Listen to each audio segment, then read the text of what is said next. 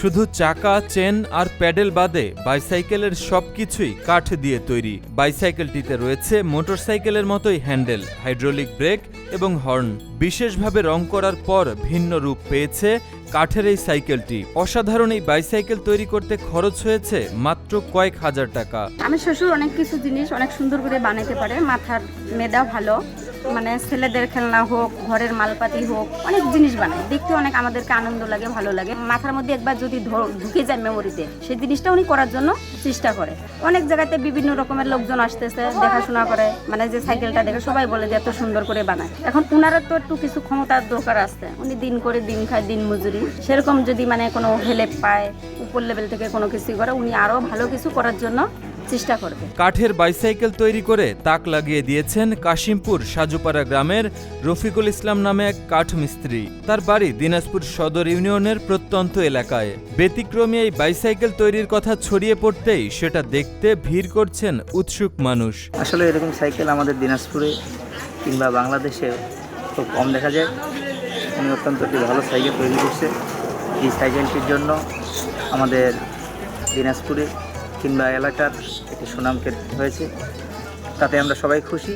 উনি আরও এরকম ভালো কিছু করুক আমরা চাই। কিন্তু কাঠ মিস্ত্রি ছিল, ওনার বাবাও কাঠ মিস্ত্রি, ভাইগুলোও কাঠ মিস্ত্রি। উনি নিজে নিজেই করেছে।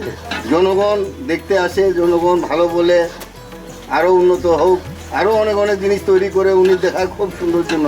রফিকুল ইসলাম জানান, তিনি পেশায় একজন কাঠ মিস্ত্রি। কারিগরি কোনো জ্ঞান নেই তার। অর্থের অভাবে কিনতে পারেননি বাইসাইকেল, তাই ইচ্ছা ছিল কাঠের বাইসাইকেল তৈরি করার।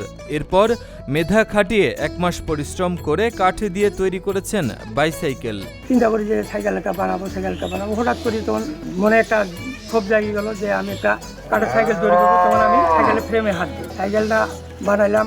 3 দিন সারাদিন বাইরে কাজ করি, সন্ধ্যার পর আসিয়া রাতের বেলা বাড়িতে কাজ করি। বাড়িতে কাজ করতে করতে 3 দিনে আমি সাইকেল খাড়া করে ফেলি। সাইকেল খাড়া করার পরে এখন আমি ব্রেক লাগাবো, তো ব্রেক লাগাইতে গেলে আমার মানে ব্রেন কাজ করে না, এই করবো সেই করবো। 27 দিনের দিনে আমার সাইকেলে ব্রেক লাগাইছি।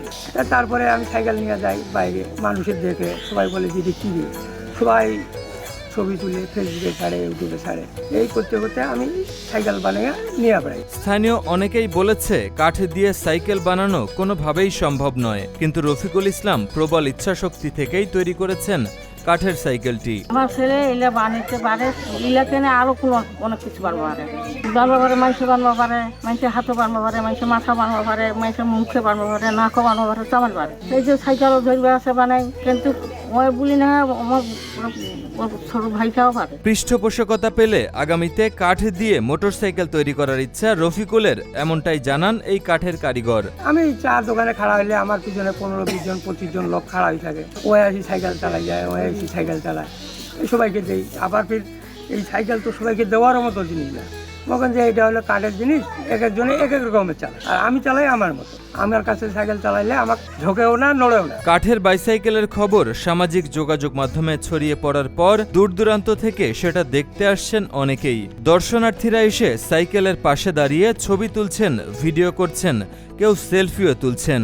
পরিকল্পনা তো আছে বিভিন্ন জিনিস করার, কিন্তু আমার তো অর্থভাবে করতে পারি না। এই সাইকেলের চাকাগুলো আসছে কি পাল্টার কথা পাল্টাইতে পারি না। আর অনুভূতি মেলায় কিছু আছে, কিন্তু করতে পারি না। সরকার যদি কিছু সহযোগিতা করে তা আমি মেলা কিছু করতে পারি।